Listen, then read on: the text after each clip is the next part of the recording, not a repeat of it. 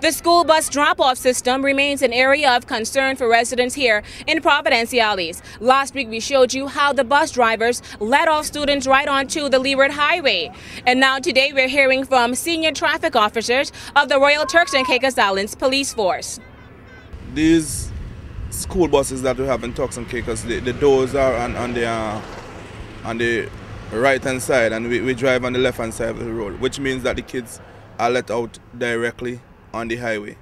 There aren't any bus stops on the highway, and these kids have to cross from one side of the dual carriageway to the other side, which means they have to face 4 lanes of traffic and two on both sides. So it's very dangerous for children crossing a highway with vehicles traveling at 40 miles per hour. So it's very dangerous for kids crossing this highway.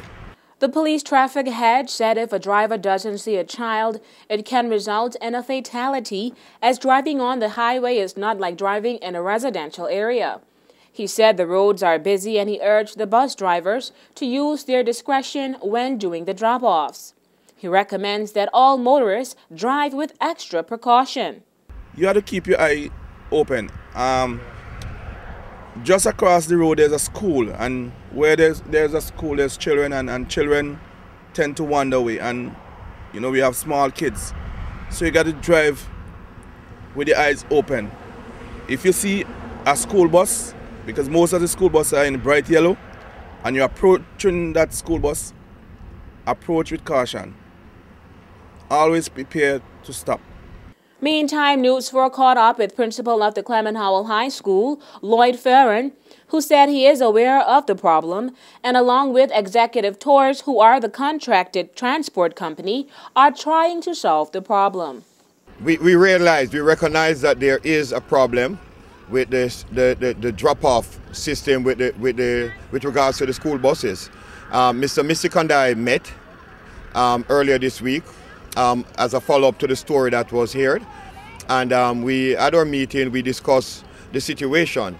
While we cannot do anything immediately about the fact that the doors of the buses are on the right side of the buses and not on the left as they should be, we have looked at some other safety measures that will be in place and actually started yesterday. Farron said the safety measures include ensuring that the buses are equipped with flashing lights to indicate to motorists when the bus is stopping, and the replacement of the rotary stop signs from the left to the right of the bus. But for students crossing the roads, it is still dangerous.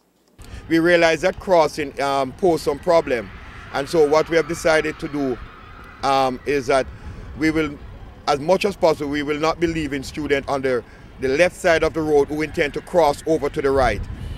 For example, those students who are going into Glasshock, the buses will go around the roundabout and come back down and leave them at Quality Supermarket, so that when they get off at Quality, they walk into Glasshock rather than have to cross the road from, I think that's what, Price Club across the road to get into Glasshock. So we have put some of those measures in place. The same thing in the downtown area. Instead of the buses go down along Airport Road and let off, it will go across into the ballpark and let off in the Gus Lightburn parking lot. The students get off on the side of the road so they don't have to cross. So those are some of the things that we have discussed and we are putting in place. For WIV4 News, I'm Takara Bain.